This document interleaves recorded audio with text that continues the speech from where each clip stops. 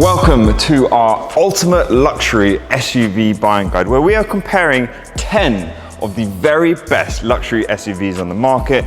We're going to look at exterior styling, we're going to look at the interiors, we're going to look at performance, practicality, the market and the running costs, and ultimately decide what luxury SUV is the best one to buy.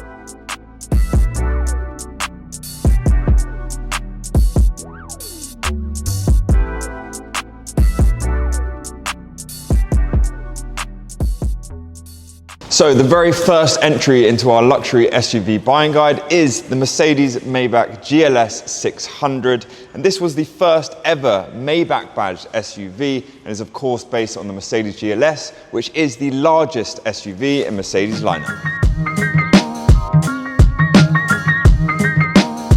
So we'll start off by looking at the exterior styling of the car. And obviously that front end sort of dominated by that Maybach styled front chrome grille. You've got the little Maybach lettering here into it as well. You've got the old style Mercedes three-pointed star, which obviously been phased out on a lot of Mercedes models, but it's quite nice to see that.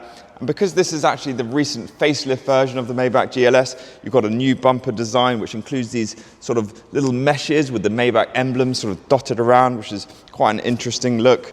Onto the side, you've got the 23-inch rims, which have that polished silver finish, which kind of goes with the rest of the chrome look, which is sort of part of Maybach's design language. You know, they do a night edition version where everything's blacked out, but most Maybach owners sort of embrace that chrome look. It is part of the sort of signature Maybach look, I'd say. You've got it on the roof rails here as well. You've got the little Maybach emblems there on the rear quarter. And then just onto the rear, you've got that sort of traditional SUV shape, all the chrome finishes again. But all in all, it's got such a commanding presence, I'd say. Obviously, the sheer size of the thing, it is one of the largest SUVs in our list. And it definitely, whilst it doesn't scream for attention, I think it is quite elegant and understated, but it naturally demands attention just from the sheer size and the beautiful craftsmanship.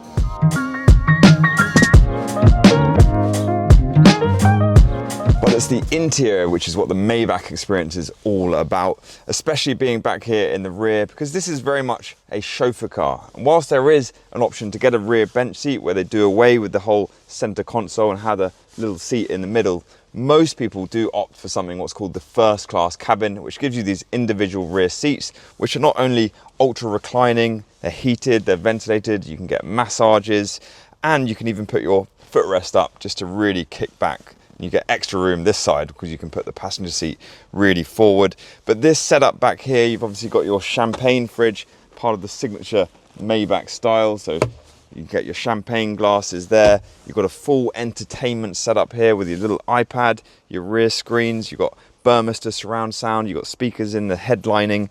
And you've also got heated and cooled cup holders back here. And you've even got rear privacy blinds, so you can just shut away the outside world, kick back and enjoy the comfort and luxury of the Maybach. And it's not bad up front either, so if you are choosing to drive or sit in the front passenger seat, you get these super comfortable, beautifully quilted leather seats. You get the pillowed headrests, and then you've got some really nice trim as well, kind of leather everywhere, but then really nice dark wood down the dashboard, dark wood trim on the center console, and then your beautifully integrated dual screen for your infotainment, all the latest Mercedes tech as you'd expect.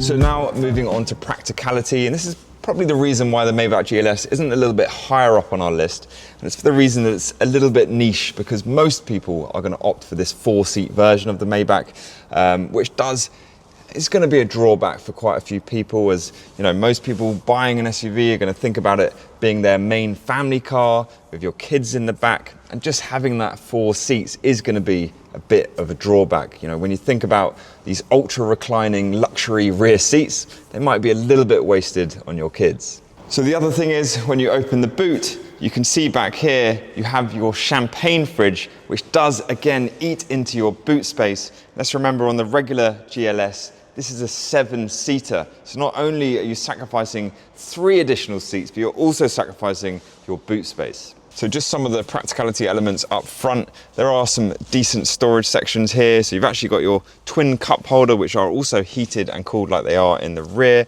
You've got your wireless charger just sat here, a couple of USB-C slots, and then you've got your center little cubby hole here, which is a decent size, another USB-C slot there. You've got decent sized cubby holes in your door panels. You've also got the sliding panoramic roof, so quite a few today we're looking at are fixed panoramic roofs, so sliding is just letting a little bit more air into the cabin. And then I will also show you the DBX707 later on, and that is the old Mercedes infotainment. The nice thing about this is the very latest Mercedes infotainment, which has got all the latest tech.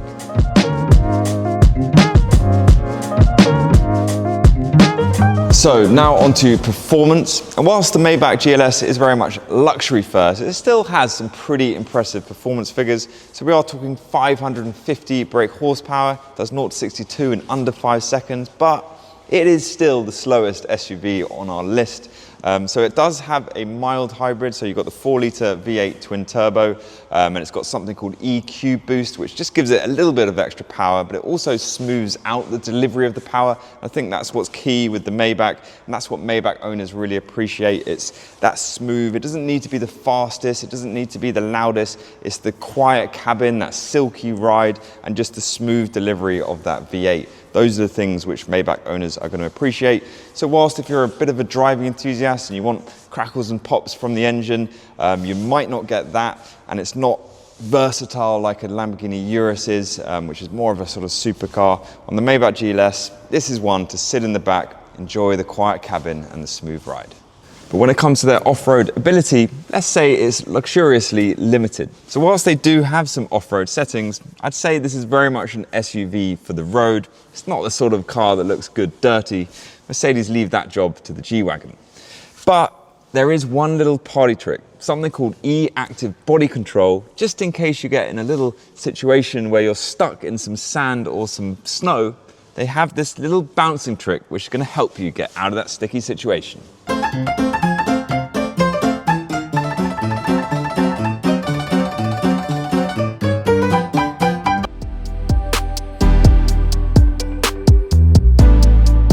So now just touching on the running costs and the market for these cars. So the Maybach GLS is actually the rarest car in our whole list. They're generally built to order, very exclusive, sort of reserved for the Mercedes VIPs. You just don't see many.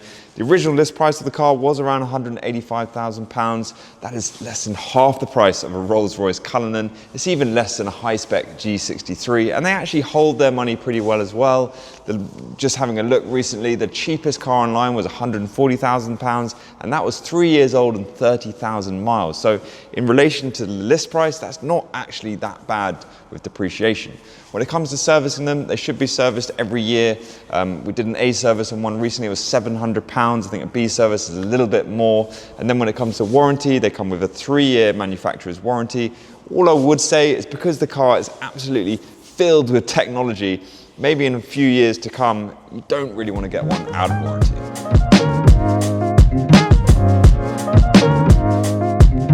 So just to summarize and how it compares to the other SUVs on our list, yes, it is more of a niche choice and definitely appeals to the jet set lifestyle. Some people may argue, why don't you just get a Rolls-Royce Cullinan? More expensive, more prestigious, but I think the Maybach GLS is just a little bit cooler. It's a little bit more understated. Yes, it does share the same platform as the regular GLS. Yes, some people would just say it's a Mercedes with some Maybach badging, but I think if you're in the market for a chauffeur car and that you prioritize luxury over practicality and performance, this is one of the best choices you'll make.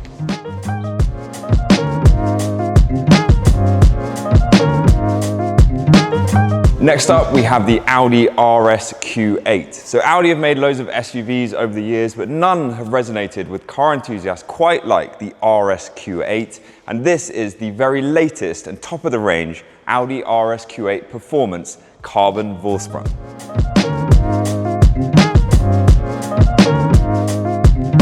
So we'll start off by looking at the exterior design. And obviously that front end sort of dominated by that honeycomb style front grille. Obviously had the 4 famous rings sitting very centrally. And then because this is the carbon Vorsprung edition, you get all that matte carbon surrounding that front grille. You also get it here on the front splitter. And then like all the RSQ8 Vorsprangs, you get the 23-inch wheels, but because this is the top of the range, you have the lighter, stronger forged alloys, and then you also get carbon ceramic brakes as standard on this version. You've also got these satin carbon mirrors. But like all the RSQ8s, the shape of it, you get this sportback style design, which just gives it a sportier and more purposeful look. And then you've got that satin carbon fiber finishes on the tailgate and then just surrounding those oval exhaust tips. But most of you will know the RSQ8 shares its platform with the Lamborghini Urus. And even though it shares a lot of the underpinnings in the same shape, they do have pretty different characters. I'd say the RSQ8 is more understated, and it's definitely not going to turn heads wherever it goes. And I think that's what's going to appeal to a lot of people.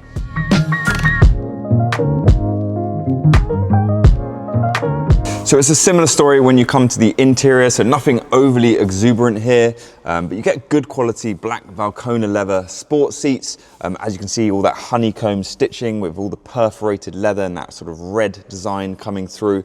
The thing I think a lot of people will be disappointed about on the RSQ8 is the lack of choice when it comes to color of interiors. I believe there is only the choice to have black. You do get to choose your stitching, but if you wanted a light color leather or a tan leather, I don't believe you can actually get that on the RSQ8. But you do get a nice mix of materials in here. Obviously, being the carbon Vorsprung, you get a lot of that satin carbon again. You get little bits of Alcantara, you get the black piano wood. But again, this is German engineering, nice precise controls, lovely ergonomics here. And obviously you have the 3 screens here, so you get the digital screen behind the steering wheel and you get the dual view screen here, but very intuitive as you'd expect from Audi.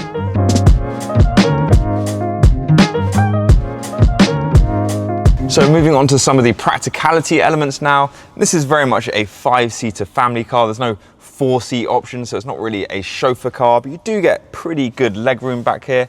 The headroom is perhaps a little bit tight, but you do get quite a nice center armrest, a couple of rather small cup holders, but might fit a couple of bottles, but you do get a rather spacious storage net for the rear passengers, which is a lot better than you get on some of these other SUVs. Might not look particularly luxurious, but they are practical. And then you've got the panoramic roof. So this is definitely one of the smaller pan roofs out of all the cars we're looking at, but it is sliding, so you can let some air in, let some light in. And then one nice little touch is you've got the electric sun blinds. So if you want that little bit of extra shade, a little bit of extra privacy, you've got that option too. So now onto boot space, and it has 605 litres of boot space, which puts it about middle in our list of SUVs. But I think that's actually pretty good considering it's got that sportback style, which does encroach into the boot space. There's no extra space underfloor, unfortunately. That's filled with air compressors and bits and bobs. But there's definitely enough space here if you want to pack for a weekend away with your family. And if you do need to put larger items in, the rear seats do fold down as well. Although there's no buttons to electronically help you, you do have to pull the manual levers. So when it comes to up front storage space, it is a bit limited in the RSQ8. So you do have your little twin cup holders here under that flap. But under the center armrest is probably where you're going to be most disappointed because it is very shallow indeed. You do get your mobile wireless charging, you've got a couple of USB-C slots, but really there's not a lot you can put in there. You do get quite nice deep door pockets and you do have a pretty good space glove box, but other than that, there's really not a lot of areas to put stuff.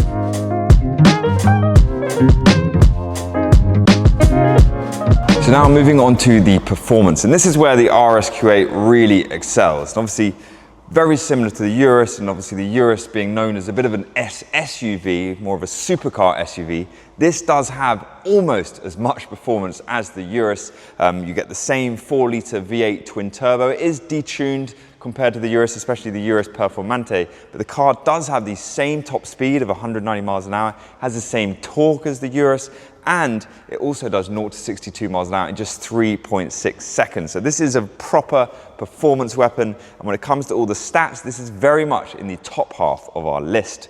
And also when it comes to the exhaust note, whilst it might not have an Akrapovic like the Urus Performante does, it's going to have plenty of pops and crackles to keep you entertained. So it also has some handy features like active body, has air suspension, it even has rear axle steering, so it's going to be a very capable daily driver. There's even an off-road mode, so it has a variable ride height of 50 millimeters, which can be pretty handy for some rough terrain. Of course, you get the Quattro 4-wheel drive, but it does lack low range gearing, locking differentials, and the tyres are not really suited for off-road. So whilst this is very much an SUV that will get you to your chalet in the Alps, it's not going to follow a G-Wagon into the jungle. It's probably better suited to the Waitrose car park.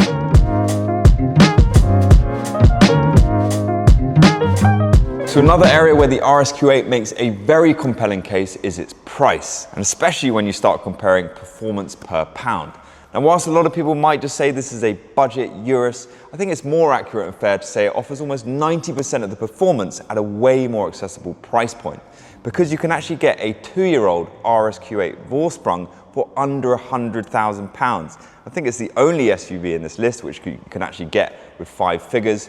It does step up a bit when you start talking about the performance carbon Vorsprung, because these actually start at £155,000. Whilst you can get a pretty good discount from new, it is a little bit of a big jump. But I think when you compare it again to a Urus, you're still saving probably £100,000 when you're talking about a like-for-like age and mileage. When it comes to running costs, again, this is an Audi, so nothing's going to be overly extortionate. Servicing is under £1,000, and you also get the 3-year Audi manufacturer's warranty.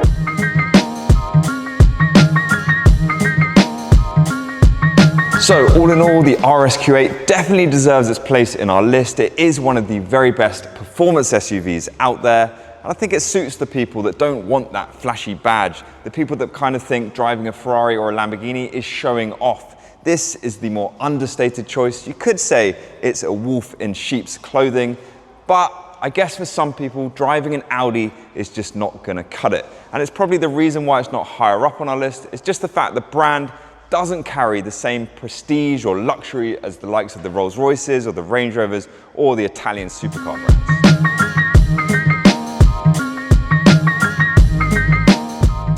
So next up, we have the Bentley Bentayga. Now the Bentayga's been around for 10 years now, lots of different variants throughout the years, but this one is the Bentayga Azure. Now this sits in the lineup in between the base model and the more performance-focused Bentayga S, and it is meant to be the most luxurious variant.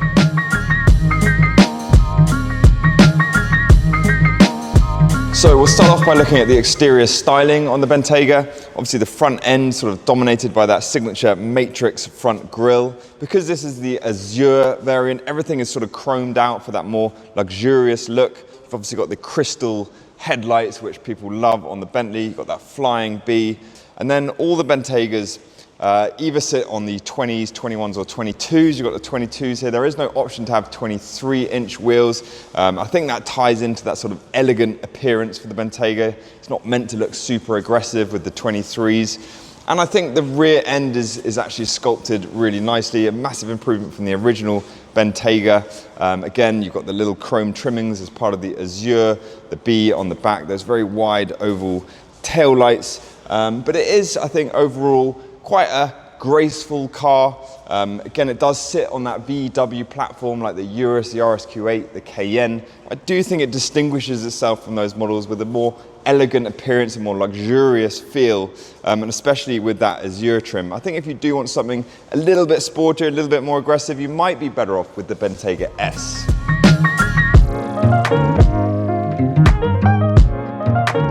Okay, so moving on to the interior now. This is one of the areas on the Bentayga that actually receives pretty high praise. That's because the quality of the materials is very, very high. You can sort of smell the quality of the leather. Lots of the finishes are very, very high quality.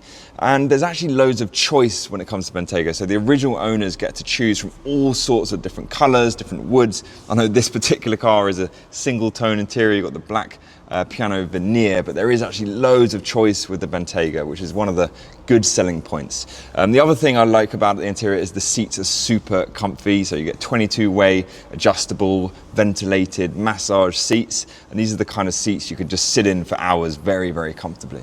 So Bentley also put a big emphasis on wellness. So in terms of air ionization, mood lighting, Bentley put a lot of work into making the driver feel very calm behind the wheel. You've obviously got your digital displays here, one for the driver, one for the infotainment. It is probably one of the smaller infotainment screens out of all the SUVs on this list, but it does integrate very nicely into the dashboard. The other thing this Bentayga has, this particular example, has the name sound system. And that for me is one of the very best sound systems out of all the SUVs.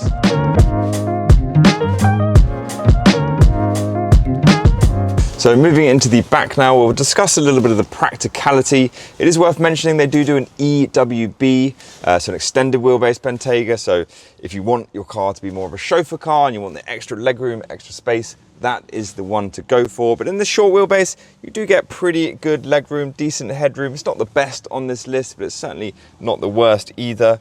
But nice little things back here. You've got a little control unit down here, so you can do ventilated seats back here. You've got, obviously this car has the rear entertainment. That is an option, but a nice one to have. In terms of sort of other practical elements, you've got a sort of manual armrest here with a couple of cup holders. The storage nets are a little thin, a little tight. You do also have the little sun blinds for the rear. They are a little bit flimsy compared to some other ones I've seen. And the other thing worth mentioning is you do get the sliding panoramic roof on all Bentaygas as standard. And whilst it does look like a decent area, this is only 484 litres of boot space, which is actually one of the smallest cargo areas on this list. Nothing really underfloor either in terms of space. So I think that's Bentley probably prioritizing luxury over practicality, and actually you lose even more boot space if you get the 4-seat version, and that's regardless of short wheelbase or extended wheelbase. So in terms of upfront storage space, we'll have a little look around. So your door pockets are pretty deep, pretty good size. A couple of more cup holders up here. Little area here for your sunglasses or for some change, and then your center armrest is actually not very deep, if I'm honest. It's quite a nice space. A couple of USB-C charging, but they're not the biggest space. You do have your wireless charger or another area up here to store a few items, and you get a pretty good sized glove box.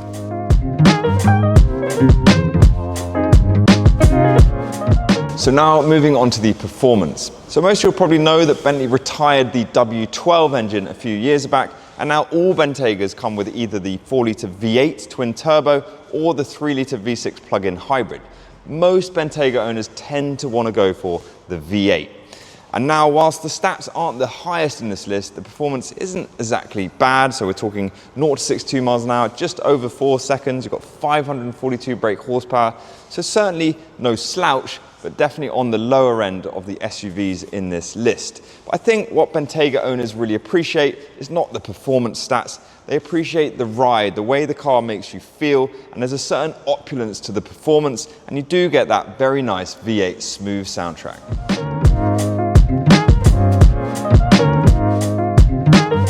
So now onto the running costs and where these sit in the market. So you won't be surprised to know it does have a bit of a premium price tag, being a Bentley.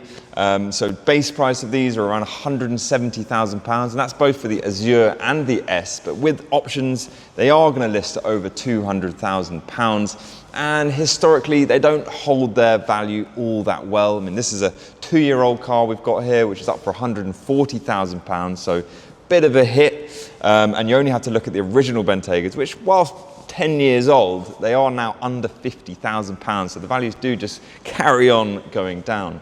In terms of actual running costs, so they do come with a 3-year manufacturer's warranty from new, like a lot of these cars, but you don't get any sort of maintenance package or service package. You can buy one. I think they do a 3-year service pack, which does save you some money rather than servicing it every year separately, which I think is around £1,000 to £1,500 a year. You do have to service them every year.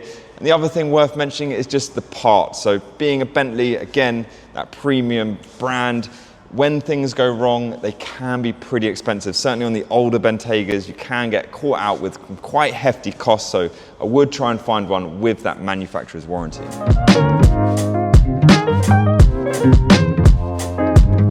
So to summarize, the Bentayga, I think, is really for those that want that very prestige image. They want a luxury SUV with a high quality interior, but maybe don't want to spend quite as much as they would on, say, a Rolls-Royce Cullinan.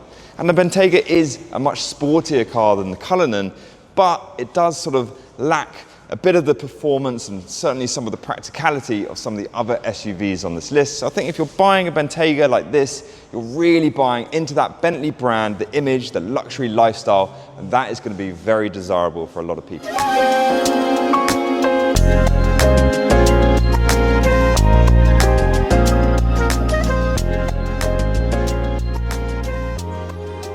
So we'll start off with the exterior looks, and we'll just look at that front grille, which is obviously not as imposing as some of the SUVs on this list, and that's because it's got that sort of more sporty feel. So it's quite wide and quite narrow, but it's been darkened out, just giving it that more sort of sunken in appearance. And in general, the car sits pretty low compared to some of the cars.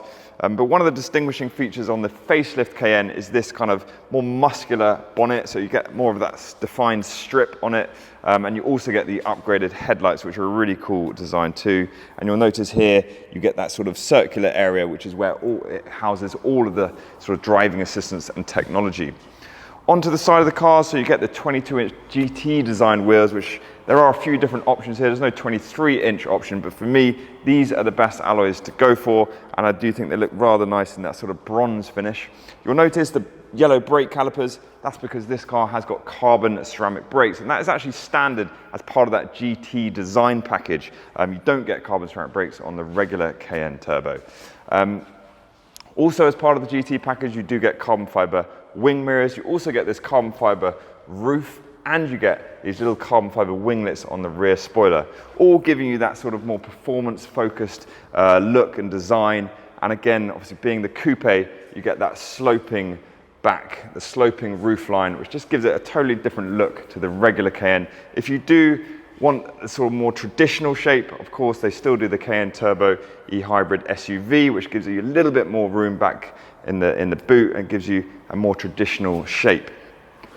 Onto the rear end, and I think this is where the GT package cars really come into their own. That's because the exhausts are actually centrally located rather than at the sides, and you get the titanium exhaust tip, so it gets a better sound from that V8 as well. And you can see it's all housed in that rather nice carbon fiber rear diffuser. Again, being a coupe, you also get the auto-deploying rear spoiler. You get that black little spoiler lip as well, and the number plate actually sits below the tailgate rather than on the tailgate like the SUV. But all in all, I think this latest version especially, it just looks really good. I think it is the best looking Cayenne they have done so far. And I think in this variant in particular, it does have bags of attitude without being as flash and as flamboyant as something like a Urus or a Purosangue. And I think for many Cayenne buyers, that is exactly the right balance.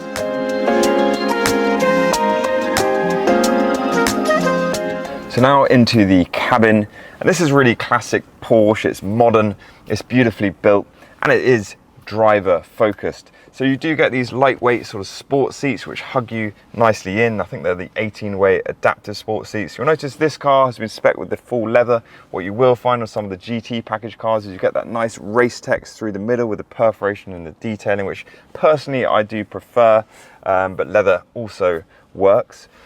So one of the things you'll notice on the new facelift Cayenne is all the screens. So you get initially the driver display screen, which is nicely curved, and then you get your central infotainment system here, which is really crisp looking and intuitive. And then this car's also got the optional passenger display screen as well. So you've also got 3 screens, basically the whole entire length of the dashboard, which does feel sort of incredibly modern.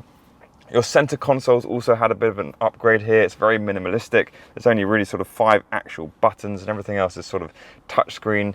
Again, I think it's really nice and clean. And then you've also got your smattering of carbon fiber throughout. So you've got little strips on the doors, you've got your strips on the dashboard, just making it feel nice and sporty. You've got your Burmester surround sound, which is actually an upgrade from the standard Bose. But all in all, I think it maybe lacks a little bit of the opulence and the luxury of something like a Cullinan or a Bentayga. But what it is it's very performance orientated. So for that, I think it's actually probably the best cockpit out of all the SUVs just for the actual driver.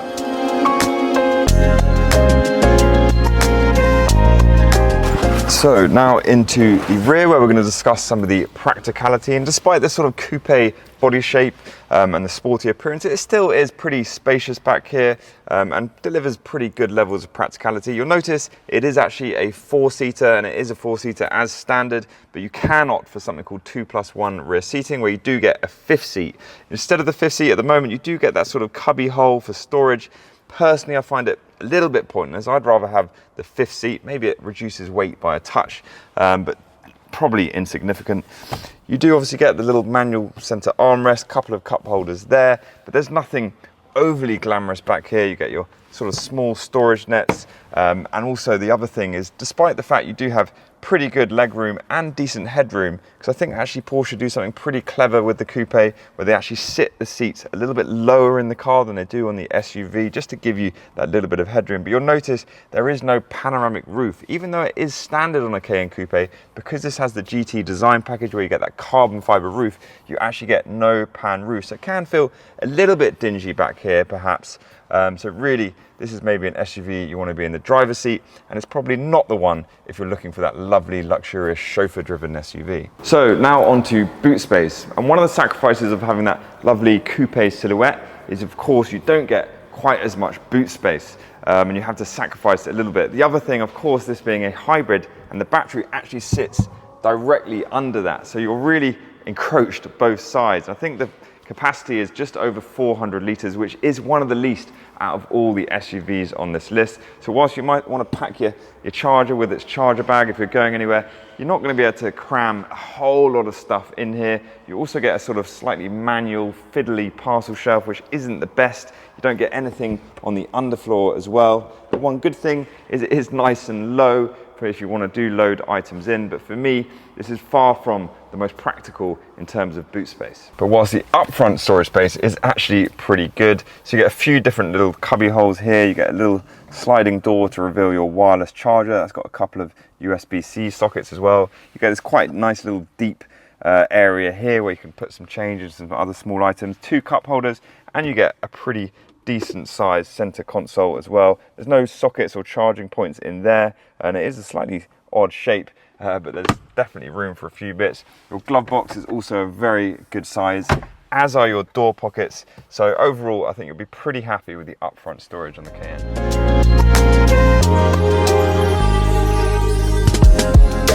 So now onto performance, and this is really where the Cayenne comes into its own and really excels, especially this variant, because it is the most powerful Porsche SUV that they do. That is partly thanks to that 4-litre twin-turbo V8, but also this model being the e-hybrid packs in that electric motor, and it takes it to 739 brake horsepower. That is one of the most powerful SUVs you can get. The only thing that I think beats it is the Urus SE, other than some of the pure electric models. So yeah, you could say the hybrid element means it cheats a little bit, but of course it does just take it to a phenomenal performance. So 0 to 62, I think in 3.6 seconds, over 180 mile an hour top speed, 950 Newton meters of torque. It is mega performance, but of course you do have that added weight. So I think it weighs over 2.5 tons. You do get about 100 kilo saving with the GT package, but it is quite a heavy car, one of the heaviest cars in this list. The benefit of this, of course, having electric motors means you do get electric driving range. So it can do pure electric, I think up to 50 miles. So certainly if you want to sort of start the engine in silence, or just start the car in silence, I should say, or just cruise along in town nice and silently, you do get that option with this car. And the other thing to mention is if you are a true driving enthusiast, you will want to look for a car with that GT package, because that has quite a few upgrades which really refine the driving experience. Obviously you get the carbon ceramic brakes, you get that titanium exhaust, you get tuned suspension, you get lower, the car is 10 millimeters lower, and it really makes the whole drive of the car incredibly sharp, incredibly confidence inspiring, and I'd argue that it's more refined than something like a DBX707 or even a Urus Performante, and some will tell you it is almost like having a 911 on stilts.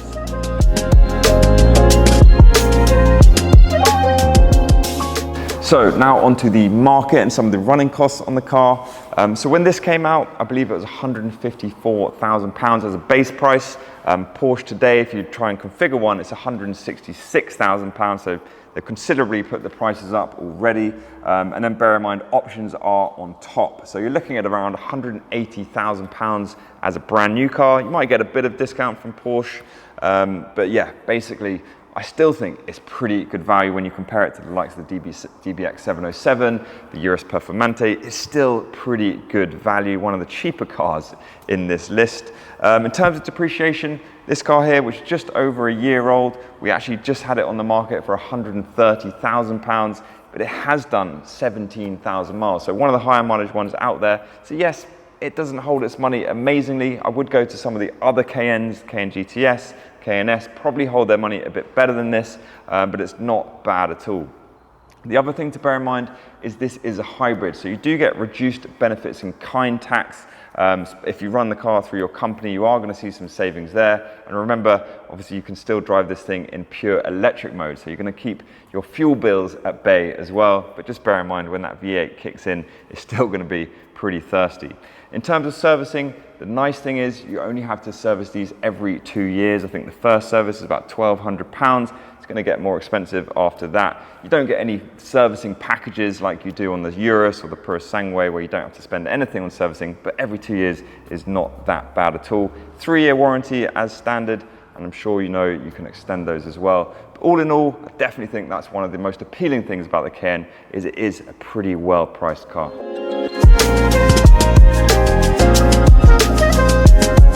So to summarize, whereabouts does it sit on our list? I mean, I think it's one of the best all-rounders in this list. It might not be the most spacious, it might not be the most practical, and it might not be as flashy and as flamboyant as some of its Italian rivals, but what it is it is a proper driver's SUV, and it's one that's going to appeal to someone who wants it to be more discreet, more sophisticated, and I think it is one of the best all-rounders on the list.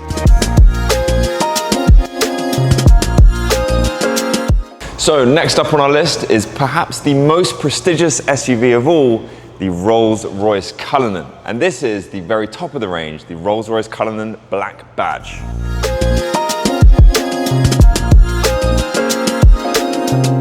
So we'll start off with some of the exterior styling. And perhaps the Cullinan hasn't always been praised for its looks, but I do think it's very distinctive. Obviously that big Pantheon front grille, maybe a bit ostentatious for some, but this is a Rolls-Royce and it's here to make an entrance. I think that front grille does that. Obviously it's all been darkened here as part of that black badge, as has the Spirit of Ecstasy, which of course does retract into that very long bonnet. So the 22-inch black badge wheels are the diamond cut wheels. There was no option to get 23s, although that has changed because Rolls-Royce have brought out a Series 2 Cullinan very recently, and you can now get 23s. And then like every Rolls-Royce, you have the coach doors, which is just very trademark Rolls-Royce. And again, being the black badge, you have all the window trims in black rather than chrome. And then this car has also been spec'd with that single coach line. So onto the rear end, where yes, it does sit quite upright. Some people do criticize the rear end of the Cullinan as being a little bit bland, and yes, it perhaps lacks the visual flair of some of the other SUVs on this list. I think it ties into that formal, stately appearance. Yes, it's a little bit boxy. It lacks the grace of maybe the Phantom or the Ghost. But I do think it still has a lot of road presence.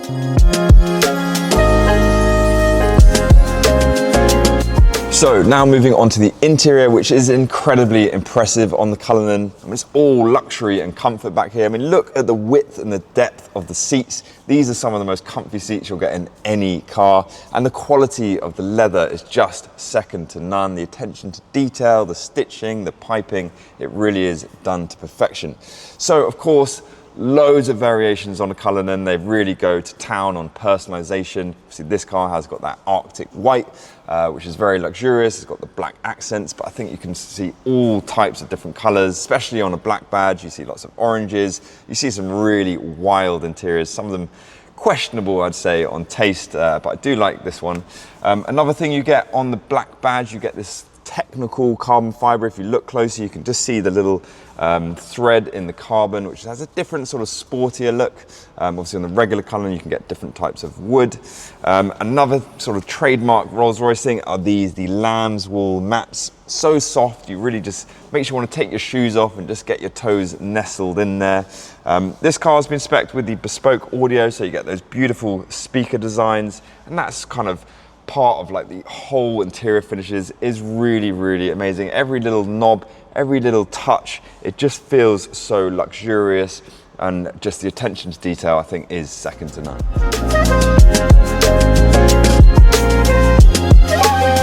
So now into the back of the Cullinan, and we'll look at some of the practicality elements back here. This is definitely the SUV that you're just as happy sat in the back as you are in the front, because it's so spacious back here. I mean, the Cullinan is one of the biggest SUVs on this list. That's one of the reasons they don't make an extended wheelbase version of the Cullinan, because you just don't need it.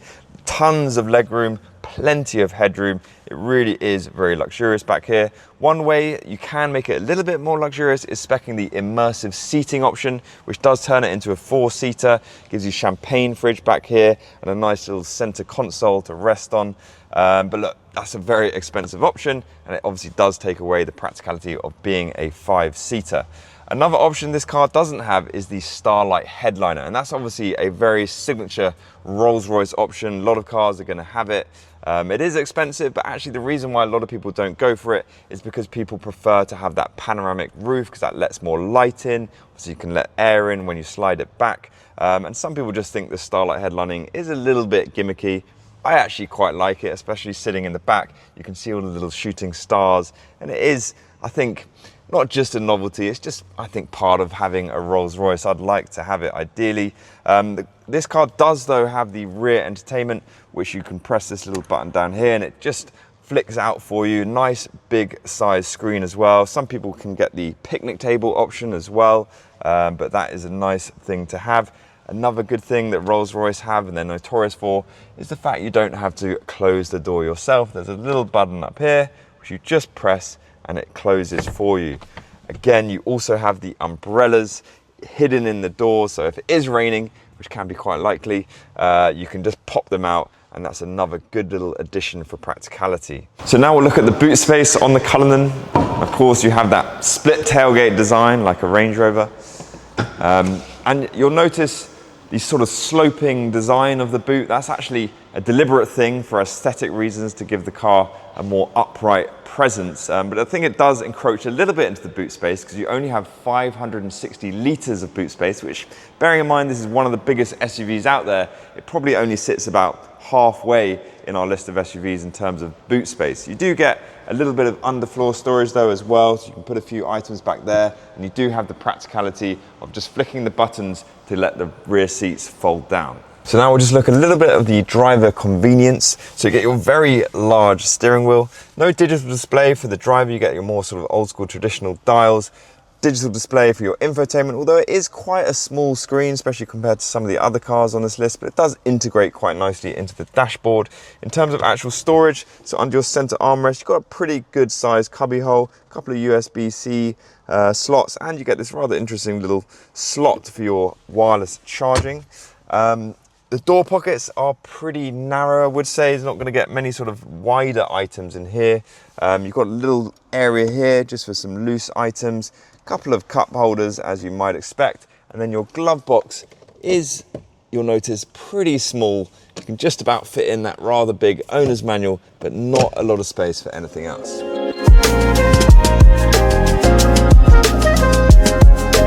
Okay, so now on to performance, and you might not be surprised to learn that the Cullinan is one of the slower SUVs on this list, and that is actually despite it having the biggest engine of all of them, 6.75 litre V12 twin turbo, which produces 592 brake horsepower in the black badge variant, similar in terms of power to something like the RSQ8, but the RSQ8 does 0 to 62 in a full second quicker. That's partly down to its weight. It's not far off 3 tons, this car. But look, you don't buy a Cullinan expecting supercar performance. It is more about the refinement. It is more about the fact that they add a lot of weight by the sound insulation, the sound deadening. You get foam-lined tires, acoustic double glazed glass, everything you can think of to make that cabin extremely quiet. It's about feeling like the king of the road, wafting around the place quietly, just a little rumble of that V12 and that famous magic carpet ride.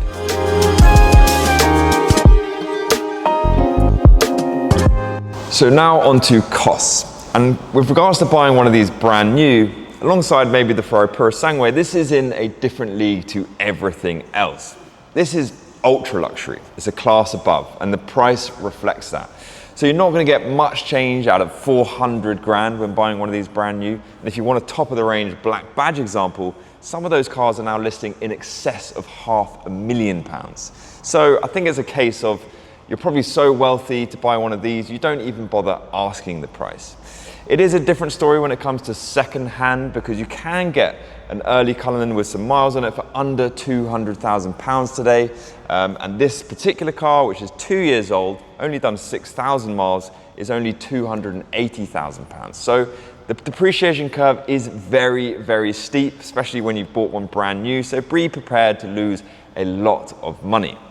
Difference is when you're buying one secondhand, especially around the £200,000 mark, the depreciation curve definitely starts to shallow and they start to hold their money a bit better. The other thing that does help soften the blow, especially from brand new, is all Cullinans come with a 4-year maintenance package, which includes a 4-year Rolls-Royce warranty and free servicing for 4 years. So that is definitely a plus.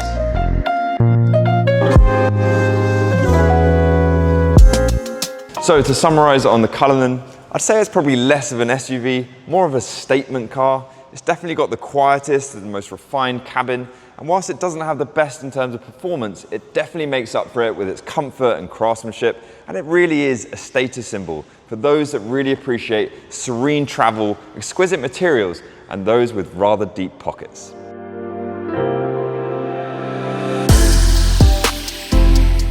So next up is the Aston Martin DBX707. This came out in 2022 as a more performance-focused version of the regular DBX, Aston Martin's first ever SUV. But Aston Martin made a huge statement with this car because it quickly became the fastest and most powerful SUV on the market.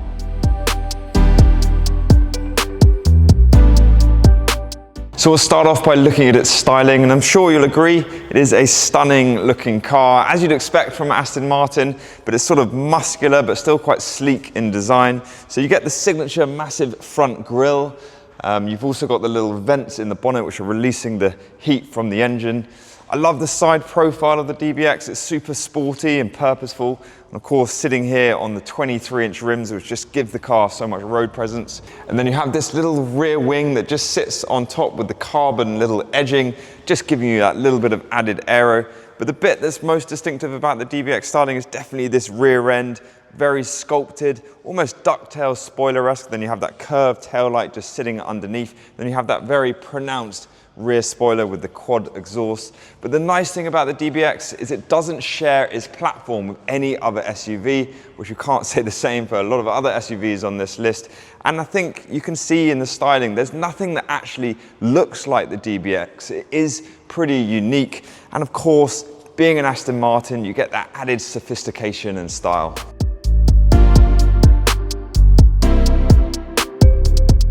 So onto the interior now, and whilst I would say it is a very stylish interior, it's probably not quite as luxurious as some of its rivals, but we have got hand-stitched leather, we've got this very lovely seat design, which is actually part of something called the Inspire Sport Interior Pack.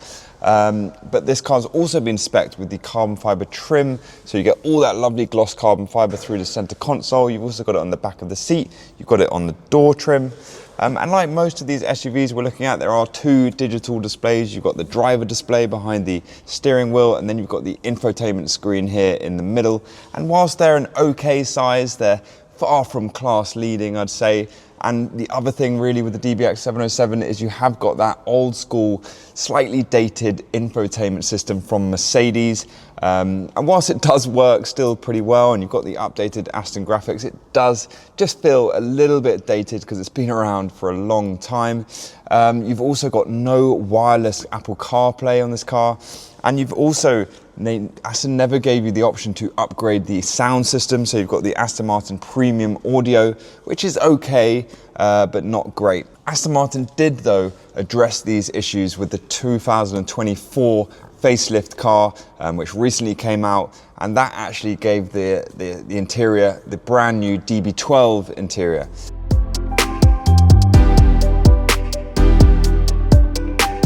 So moving on to practicality now, and the DBX707 is very much a 5-seater. You can comfortably fit 5 adults.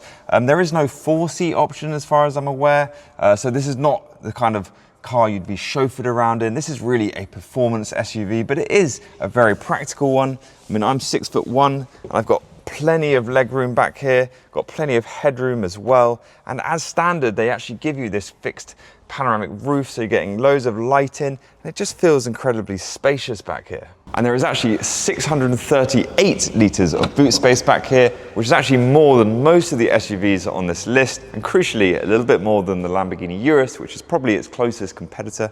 But bundles of space back here. Aston actually say you can fit 3 sets of golf clubs back here, including the long drivers, and you've got your customary Aston Martin umbrella, and you even have a little bit of extra storage space just under the floor here, which if you don't have your space-saving spare wheel, you can keep a few more items. The other thing that's quite convenient, because it has advanced suspension, you actually have little buttons down here which you can actually lower the loading area. So if you've got heavy items you need to get in, or maybe for your dogs to jump in a bit easier, you can use that. You've also got electronic buttons to help fold the rear seats down as well. So onto some of the practicality up front, looking at some of the storage areas. So you've actually got a split folding center armrest here, which actually reveals both of the cup holders, and then you can open it up for a nice little storage space in here. No fridge, you've got a couple of USB sockets, no USB-C though. You've got pretty decent sized door pockets down there, and then you've got this little area under this floating center console which has your wireless charger and enough room for something like a handbag. And then finally, one of the negatives that gets brought up on this car is the transmission controls, because they're up here on the dash, which on some of Aston's sort of sportier models, the Vantage and things like that, is quite a nice, unique design feature. But on a DBX, because the car's more spacious, it's a little bit of a stretch, and it is just quite inconvenient, especially most cars these days. If you're in reverse, you can tap the paddle to go into drive. On this, you actually have to press the drive button, so it is a little inconvenient. But once again, Aston have addressed this issue with the new facelift car, and you now have that new DB12 interior with a little transmission toggle down on the center console. One final thing on practicality, there is an optional factory deployable tow bar. Not many cars have it, this doesn't have it, but they are out there.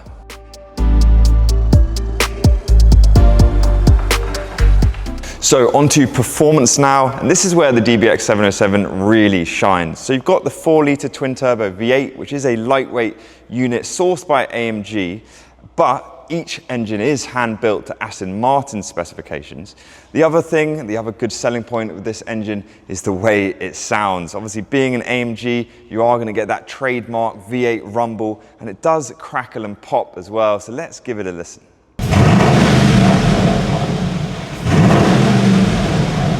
Unfortunately though, it doesn't have rear axle steering like a lot of the SUVs in this list, and that means it's going to be a little bit trickier to maneuver in smaller spaces. It is of course 4-wheel drive, although it is rear-wheel drive biased, but it can actually send 100% of the torque to the rear of the car. So if you're used to driving rear-wheel drive supercars, you're going to feel very much at home in the DBX707. The other thing it does have is something called triple chamber air suspension, which does mean it's incredibly capable off-road, because you've actually got 95 millimeters of varying ride height.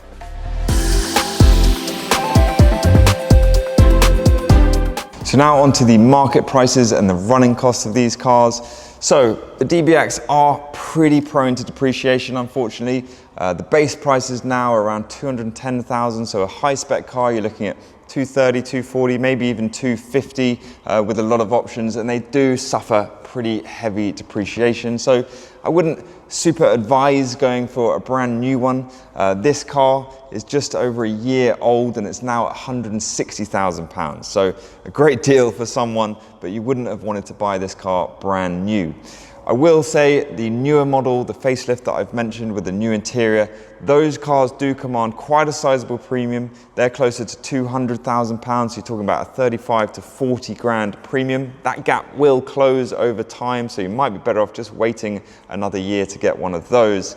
When it comes to the running costs, pretty much all DBX707s do come with a 3-year service plan and a 3-year warranty, so you shouldn't really have to spend anything within the first 3 years. After that, you're probably looking at about £2,000 a year, but bear in mind if they are out of warranty, this is an Aston Martin. They're not known for their brilliant build quality and reliability, so maybe expect a few additional costs on top.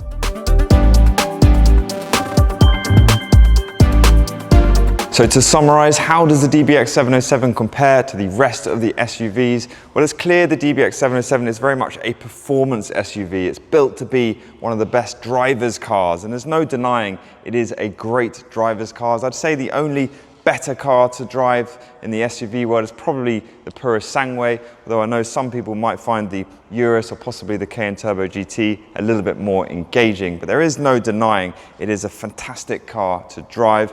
I guess in terms of luxury, it probably doesn't quite compare to the likes of the Rolls-Royce or the Range Rover. Perhaps even the Bentayga has probably better quality materials inside.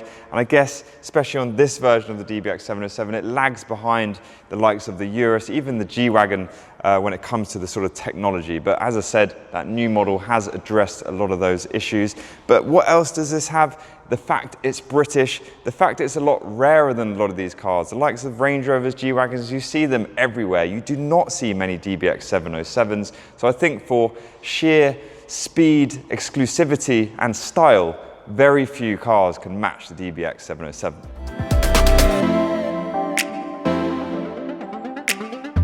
So we're into the top 5 now, and we're on to one of the most iconic and instantly recognizable SUVs on the road. It is, of course, the Mercedes G-Wagon, and this is the latest version, the G63 Manufacturer Edition, which is part of the recent facelift.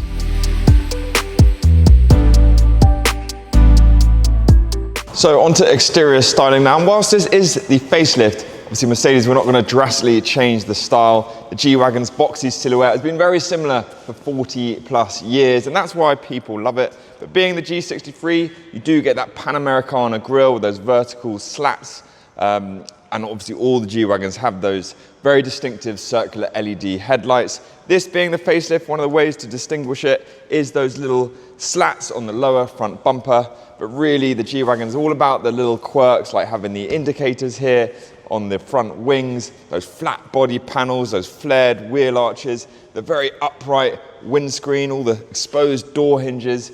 That is why people love the G-Wagon. Of course, the other thing is the doors. No soft closed doors on the G-Wagon. Just get that very satisfying clunk. And then another signature piece of the G63 are those twin side exit exhausts, giving you that lovely V8 soundtrack.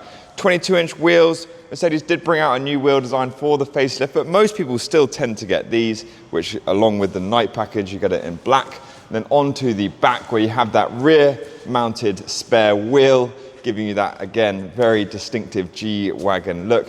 But look, the G-Wagon's obviously not really about elegance, it's more about attitude. You know, whilst it's not sleek and subtle, it more than makes up for it with bags of character and presence like no other SUV.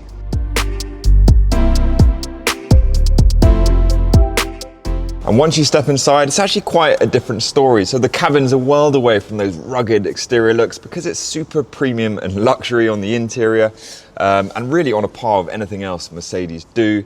So you get those lovely dual view, that massive widescreen for the digital dash. You've got the Burmester surround sound, which you get as standard on the G63. And you've got really high quality materials in here. You've got little bits of carbon fiber, you've got the nice piano black center console, and you get this lovely Napa leather, which this car has been upgraded with that diamond quilted seats, which is a very desirable option on the G63. And then you also get a standard massage ventilated seats. You even get the dynamic seats where you kind of, the bolsters hug you as you're going around a corner.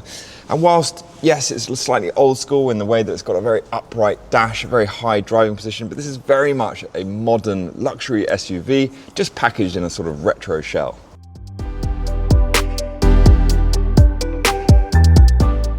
So in terms of practicality, the G63 is a bit of a mixed bag. So whilst the boxy shape does give you plenty of headroom, your legroom is pretty limited. Other small downers, the door openings are a little bit narrower than some of the other SUVs. You've also not got a totally flat floor for the rear, so the middle passengers are going to have your feet raised a little bit. No panoramic roof on the G63 either. You do get a little bit of an electric sliding sunroof. That's really for the front. Back here, you've got a little bit of rear seat storage space and a fairly basic but 2 cup holders. So up front, whilst it is a little bit tight in here, you do get surrounded by tech, and the storage isn't bad either. So you've got some decent sized door pockets, a very good sized center cubby hole, and a couple of cup holders, which the plus here is you get the little buttons so you can have them heated or cooled. You've also got the wireless charging, and your glove boxes are decent size too. On the plus side, the boot space is very, very good. 667 litres, so definitely one of the best in our list. Slight downsides, obviously you get this quite interesting side hinged door, which means you have to have quite a lot of space behind you to open it, and it is pretty heavy because it's carrying that rear wheel. The other thing to look out for is the G-Wagon is pretty tall, so you want to make sure it fits in your garage before you buy one.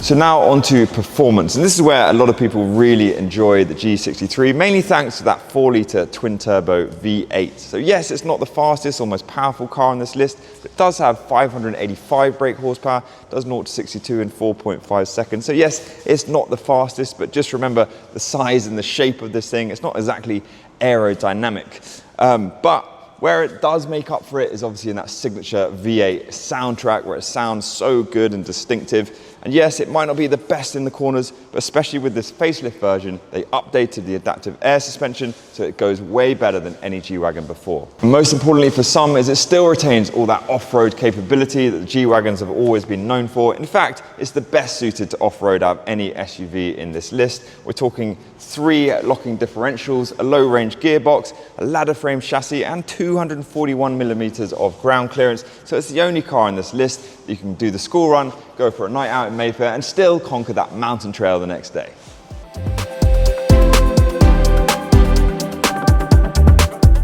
So now onto the market and some of the running costs on the G63. I mean, demand has stayed incredibly strong since these first came out back in 2018. Mercedes continued to put the prices up year after year, and this car, the latest version, now lists at over £200,000. And when they first came out, I think they were about 150, 160, and we're still selling these for over list price. That goes to show how much demand there still is for these. Even a used one, the entry level to get a used one is still around 120, 130, so depreciation has been incredibly mild. I'd go as far as to say it's probably the best car on this list in terms of holding its value.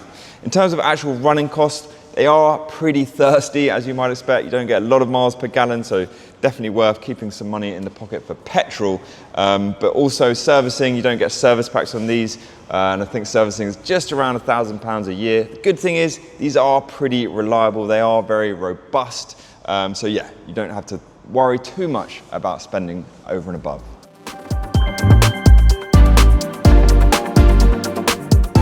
So to summarize, what I would say is the G63 has become a bit of a status symbol, especially in places like London and Dubai. Whilst it's not the most luxurious, it's certainly not the most efficient, it's probably not the most practical, what it does have that the others don't is loads of charisma. So if you are in the market for a luxury SUV but with genuine off-road capabilities and a little bit of celebrity appeal, I'd say the G63 is in a class of one.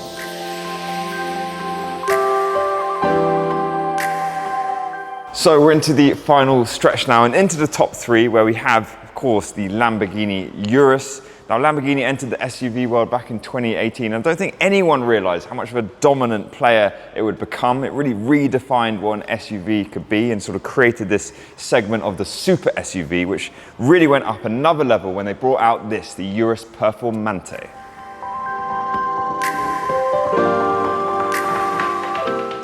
Okay, we'll start off by looking at the exterior styling, and the Urus is definitely one of the most sort of dramatic and aggressively styled SUVs in this list. Obviously, you get that very sharp front end, lots of angular styling, lots of sharp lines. It does really tie into the sort of performance nature of the car. Being the Urus Performante, you will often see the carbon fiber visual bonnet. This car doesn't have it. Some people do prefer that sort of full exterior body color, but you will also get all the carbon fiber as standard, including that front splitter and also these vents in the bonnet. You'll notice the sort of Y-shaped front headlights as well with the daytime running lights, really distinctive. Pretty much all the Uruses you'll see will come with 23-inch alloys. There is options to get 21s or 22s, but these are by far the most popular. And then you get carbon ceramic brakes as standard across the Urus range, massive carbon brake. Other carbon fiber options you can get, like this car has the full side skirts, which is part of the exterior carbon package. That is optional, as is the carbon fiber roof. But in general, the side profile, that sloping roofline, just really ties into the sort of sporty, purposeful nature of the car. And it just squats really nicely. You've got the rear spoiler set here, again, tying into that performance nature. Again, carbon fiber sort of spoiler lip as well, and that massive, really busy carbon fiber rear diffuser. One thing you do get on the Performante is you get the Akrapovic exhaust as standard. That is optional on other Uruses, but it's just going to give you a little bit more character, pops and bangs, which just really make it an entertaining car to drive. But in general, it is a little flash, maybe a little bit flamboyant, but what do you expect? It's a Lamborghini. You don't buy a Lamborghini if you don't expect to turn heads.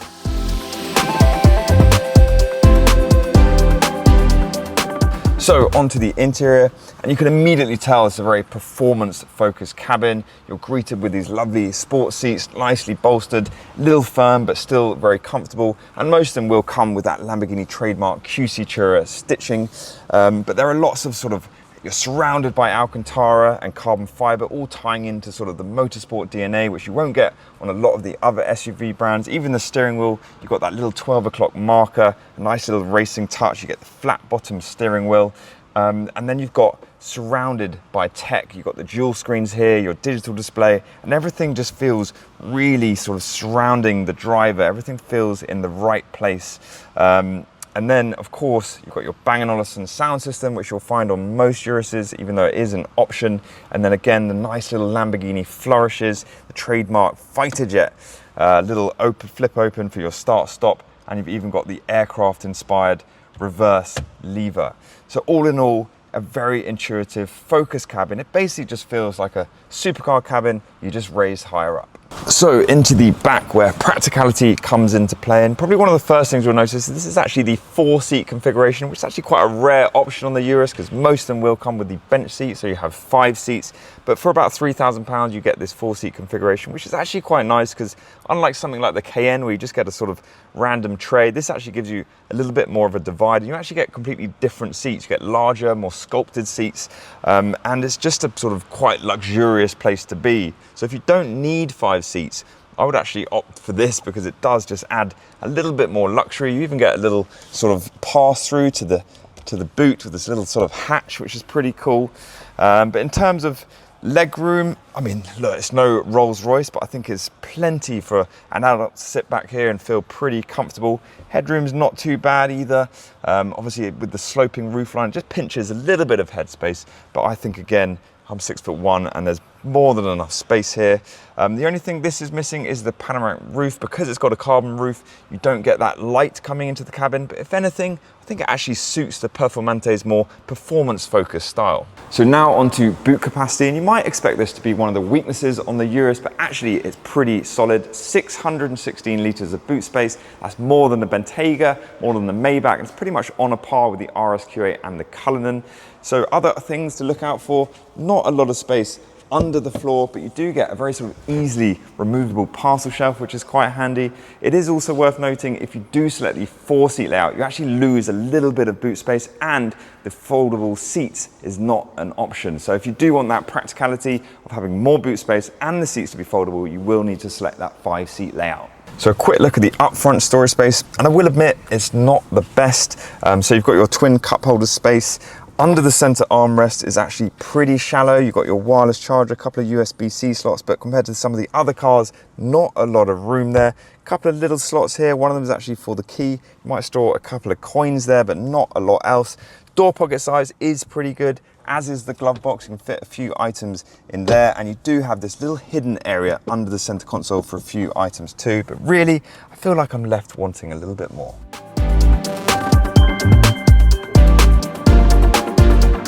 So now onto performance, and this is where the Urus and especially the Urus Performante really shines. So you've got the 4-litre V8 twin turbo, which has been tuned extra for the Performante. I believe it's 657 brake horsepower, so not quite as powerful as the Purosangue or the DBX707, but with the sharper setup and lightweight features, it feels just as fast. 0-62 in 3.3 seconds, top speed of 190 miles an hour, and it's really sharp handling. It's probably one of the only cars that truly feels like a supercar, just in SUV form. Obviously being the Performante, you do get a slightly firmer setup, but you've got additional aero, additional cooling, and they really do every bit of weight saving just so you extract that last bit of performance. And then you've also got the Akrapovic exhaust, which is just adding to the theatre with the burbles, with the bangs, with the pops, and it just gives the car so much character, so it's full of drama. And I think this is also a car you could even take on track.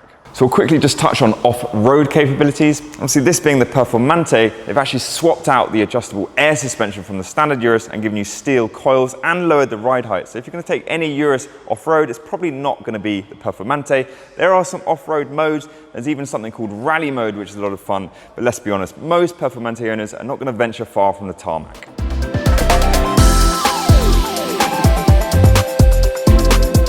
So now moving on to the market and some of the running costs, and this is where the Urus has actually really built a very good name for itself and created a real loyal following, because many Urus buyers have sort of upgraded to the latest version because historically the Uruses have held their money remarkably well.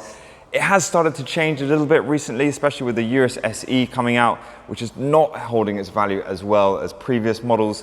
But look, the base price for the Urus Performante is around £210,000, so pretty reasonable, I'd say, for a Lamborghini, but you can go to town on options. This car actually listed to over £300,000, so over 90 grand of options, so you really can get a bit carried away, and then the depreciation is going to be a little bit more brutal. I mean, this car, I think it's done just under 20,000 miles. We're just listing it for 235, so, you know, it could be worse, I guess.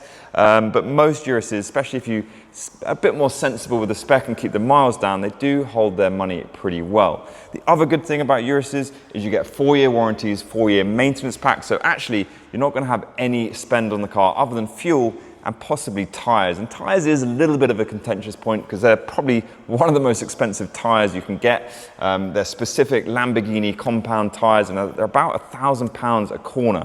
When you compare that to the other SUVs on this list, which are really a few £100s a tyre, that is going to set you back if you need a new set of tyres. Final thing I'll just touch on that Urus SE, which one of the benefits of it is a plug-in hybrid. So if you are running the car through your business, you are going to get a reduction in benefits and kind tax.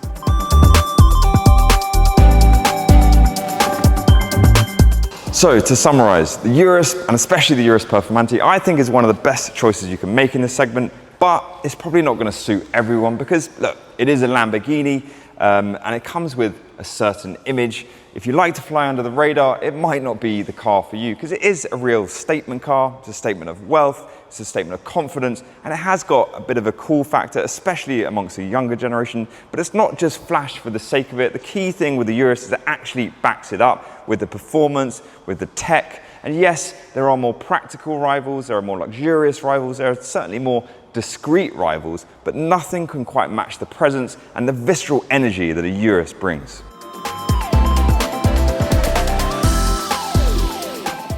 So, on to number 2, and just missing out on first place. It is the SUV that is the most talked about of the last few years. Although Ferrari will insist it's not an SUV at all, it is of course the Ferrari Purosangue, which is the first ever Ferrari 4-door, 4-seater car.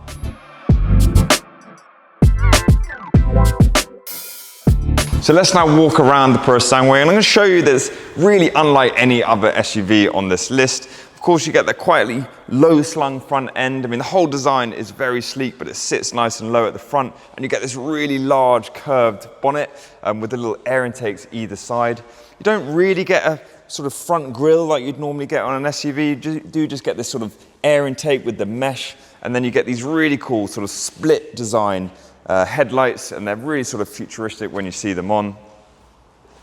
Onto the wheels, so you actually get 22-inch wheels on the front and 23-inch wheels on the back. There are a couple of different designs you can choose, but it's one of the only SUVs to feature that split size for the rims. That's to ensure the rear wheels are bigger tires, so you get more grip from the rear, which is giving you that slightly better handling and performance. You'll also notice these wheel arches, a really interesting design because they're actually set away from the body to create that sort of floating chassis design. Really cool, and of course you can spec them in carbon fiber. Another really cool option you can get on the Purosangue, airbrushed Scudder rear shields. I think they're about £10,000, but I think no other SUV does this, but really cool and very Ferrari.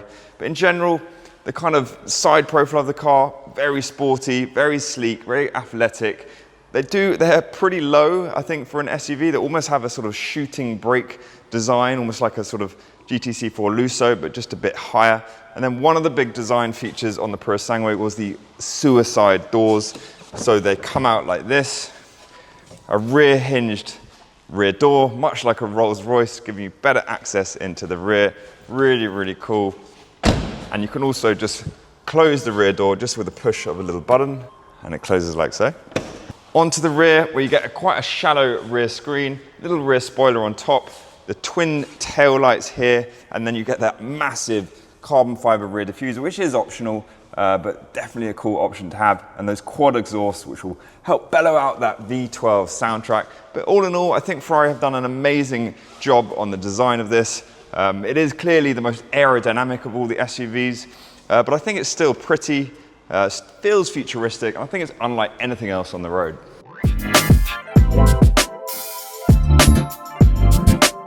So into the driver's seat of the Purosangue, and one of the first things I'll notice having sat in all these SUVs is you do sit quite a bit lower than the others, so you don't quite get that commanding road presence of some of the other SUVs, although it is higher than sort of any other Ferrari. Next thing you'll notice is the quality of the materials is right up there with the best, and it feels very sporty in here, much sportier than something like a Rolls-Royce Cullinan. I mean, starting off with the seats, very sporty seats, heavily bolstered, really nicely styled, and just very Ferrari. They're firm, but still pretty comfortable. And then in front of you, you get the beautiful carbon fiber steering wheel with the LEDs that light up at the optimum time to change gears. It is an option, but you'll probably find 95% of cars have this option.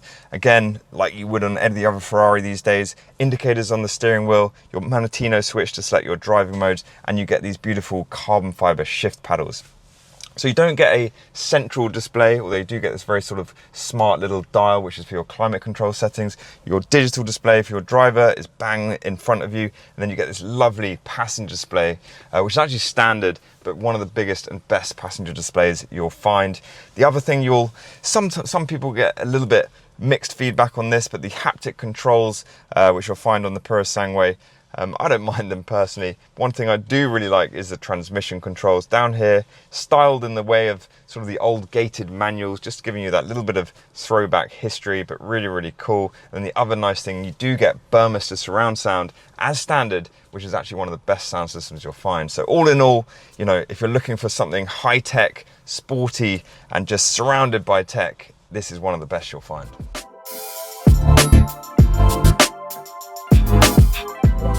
So you can sort of fall into the rear seats thanks to those rear hinge doors. And the other nice thing is you don't even have to close them, because much like a Rolls-Royce, you just press the button and it closes it for you. So you'll notice this is very much a 4-seater. You do get really nice kind of full seats here. There is no 5-seat option. Instead, you get this sort of center console, which gives you a little bit of storage space, and you get that similar sort of rotary dial like you get in the front for your climate controls.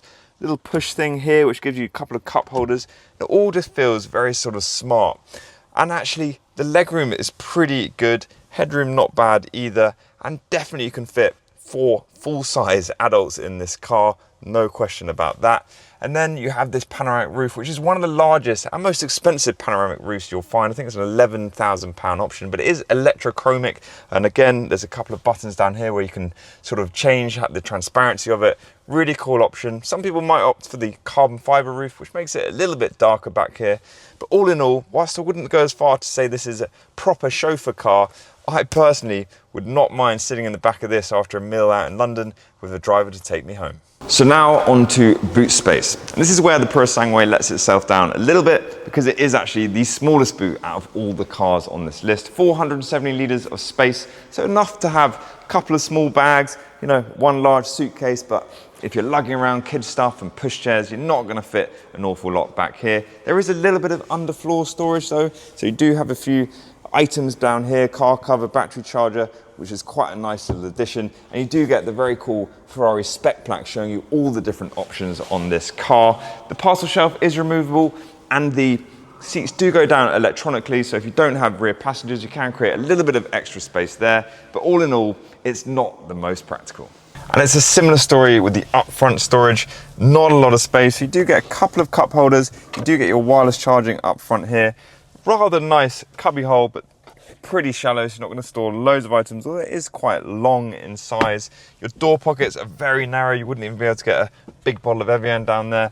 And your glove box is also pretty tight for space too, and there really isn't anywhere else, nothing under here.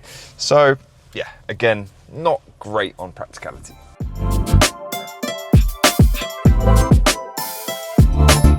So now onto performance. This is where it really earns its prancing horse badge, because under this super cool clamshell bonnet is this, the 6.5 litre naturally aspirated V12, no turbos, no hybrid, just old school Ferrari power, and the only SUV on this list with a V12.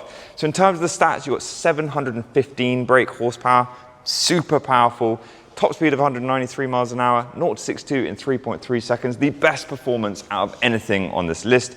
It is worth mentioning that during the making of this video, Aston Martin have announced a DBX707, which just pips it on power.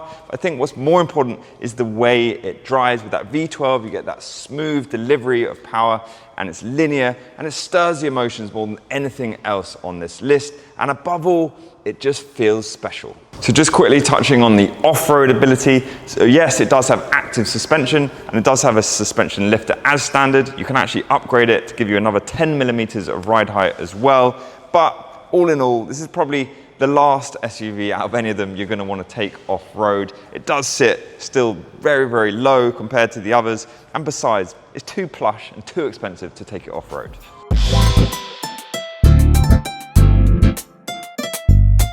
So now onto the market and some of the running costs on the Purosangue. And I'll start off with the good news because it comes with a 4-year manufacturer's warranty as standard. So a year more than most, same as the Urus, but on this you do get a 7-year service plan. So 7 years of free servicing, that is a massive plus. But probably the biggest area of concern on the Purosangue is depreciation. So start off, when they came out 2023, they were absolutely the hottest ticket in town. They were selling for £100,000 over list. And when you think of the base price as being $313,000 plus options, pretty much any Purosangue is going to have at least 50 grand of options, if not 100. This has got £110,000 of options. But of course, like anything, hype wears off and depreciation sets in, and they went from being £100,000 over list to now approaching £100,000 under list. So a little bit scary, especially if you're buying new. Ferrari also put the prices up by 30 grand. So for me, the smart money is finding a nice used one like this.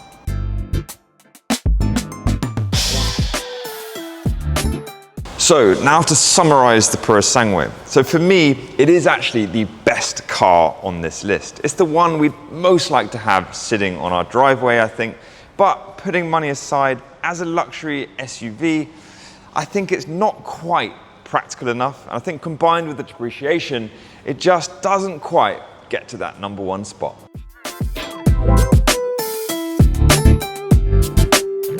And so taking the #1 spot, it is, of course, what I think is still the undisputed king of SUVs, the OG, and the car that's been setting the benchmark for decades. It is, of course, the Range Rover. And today we're going to look at this D350 autobiography long wheelbase. But one of the best parts of the Range Rover is the sheer variety of different versions they have, whether it's diesel, hybrid, a juicy V8 petrol, short wheelbase, long wheelbase, SV. It really does cater for everyone.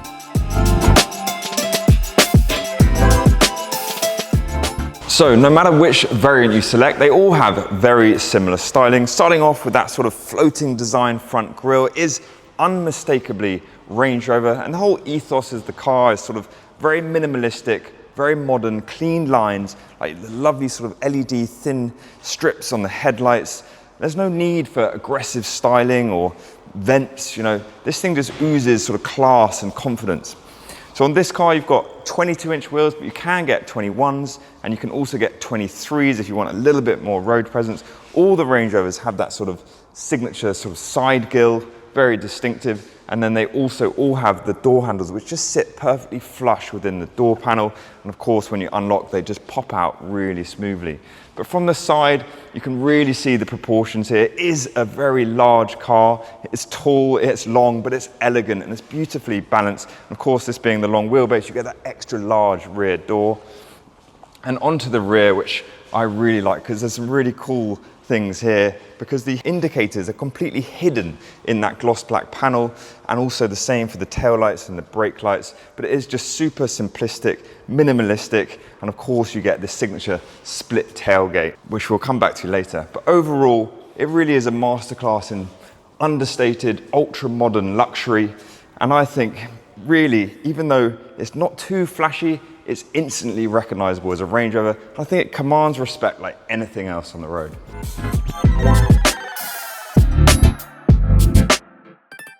So inside the Range Rover, and this is, I think, where they really set themselves apart, because it is pure calm in here. The design is clean, it's symmetrical. You have these ultra wide, soft seats, which are just super comfortable. Of course, you can put the massage function on whenever you feel like it. And all the materials are just absolutely top tier. Again, it's got that very minimalistic design, very, very few buttons. Everything you touch feels expensive, from the wood paneling to the beautiful touchscreen. And obviously, being an autobiography, you get that Meridian signature sound system, one of the best in the business, and you even get speakers in the headrest. I mean, this is a cabin of just pure luxury.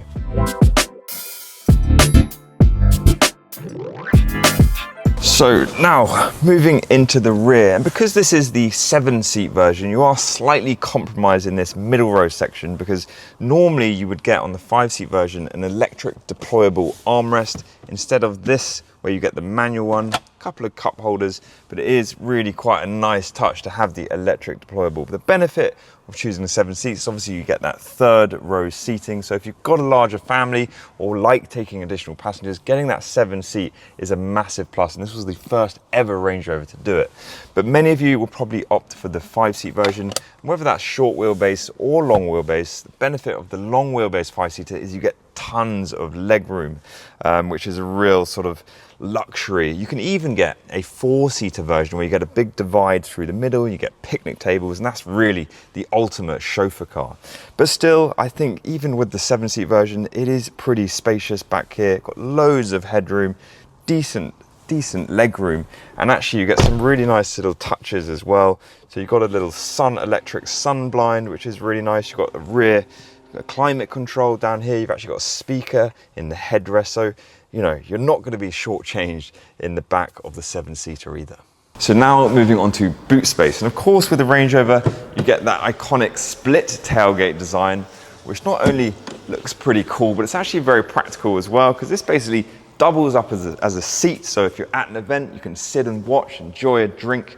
And the other main thing about the Range Rover is you actually have the biggest boot capacity out of any car on this SUV list, except when you've got the 7 seats up. But with a simple click of a button, they fold down electronically, and then you get all that space. 713 litres of space on the 7-seater, and actually on the 5-seater, it is over 800 litres of space. Absolutely tons of room, by far the biggest and the best boot space out of any on this list. And of course, you can even electronically fold down the middle row as well, so you get some massive items if you so need. But this is really a full-size family SUV. So now moving on to the storage spaces up front, and again the Range Rover is one of the best in class here. So we'll start off with under the center armrest, where you have your cubby hole. A lot of cars do come with the refrigerator, which is really handy. This one doesn't have it, but it's such a deep area. I can almost fit my entire arm down there, so lots of items you can store down there. You've got an area here which actually is very, very deep, and actually you can even swipe in some cup holders if you so want, but if you don't use them, there's a couple of charging points, USB-C and USB, which quite a few cars don't have. Another area here with your wireless charging, another USB-C slot, and a couple sort of more cup holders, or maybe for bottles. Your door pockets aren't the best, but they're pretty good.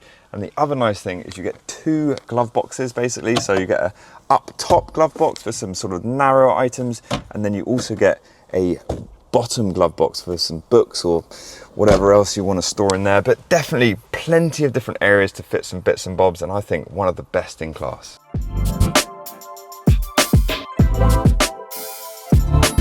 So now moving on to performance and the way it drives, and of course, because there are so many different variants of engine, the driving experience is going to vary a little bit depending on what you choose, but what it always is effortlessly capable. Now this particular car has the D350, which is a 3-litre straight 6 diesel, so it's very quiet, it's smooth, it's perfect for long distance driving.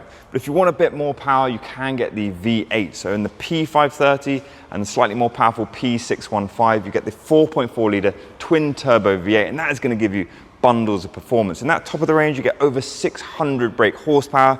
So aside from the really performance-focused SUVs, that is right up there. And of course, you also have the hybrid versions, the P550e, the P460e. So if you're looking for something a bit more eco, where you can do a little bit of silent driving and get a little bit more efficiency, of course, the hybrid option is there. But what the real magic is with the Range Rover is the fact it is just so effortless. And you get the silky smooth gearbox, very light steering. They all come standard with rear axle steering, which means it's really agile in small spaces. The turning circle is absolutely amazing for a car of this size, and it really is just something quite special. The air suspension, it glides over absolutely everything, so it doesn't matter whether you're doing the school run or crossing continents, this thing can do it all. So just touching on the off-road capabilities, don't let the serene looks fool you, because this is very, very capable off-road. You get the Terrain Response 2 system, you get adjustable air suspension, amazing ground clearance, you've got locking differentials. This thing can go places you wouldn't dream of taking your Ferrari or your Rolls-Royce.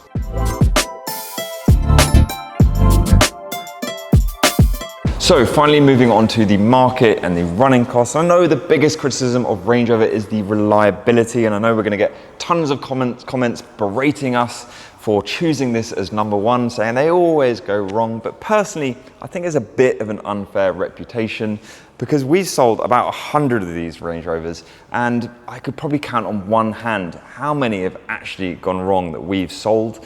The other thing people will say is how often they get stolen, and yes, the insurance costs can be very, very high, but actually a lot of the stats for Range Rovers getting stolen were really high because of the previous generation. Land Rover actually invested millions of pounds into security of these, and they don't get stolen as much as they used to. But yes, it is one of the things to consider. Then you have to consider the actual cost of the car. So from new, they cater for quite a lot of different price points. So the entry-level Range Rover is the D300 SE. That's only £105,000. That is by far the cheapest SUV on this whole list. And of course, you can go up to about £180,000 for the top of the range SV. And then there's lots of variations in between, but actually that is a real plus point. And again, they hold their money reasonably well. Of course, the higher trim levels are going to be a little bit more prone to depreciation, but you can pick up a used one today for £70,000 to £80,000. So I think Range Rover is a brilliant value. To consider servicing, depending on which engine type you get, you can service them every year or every 2 years. You get a 3-year manufacturer's warranty, so not a lot of running costs. And I think a massive plus for the Range Rover is it doesn't cost loads to run.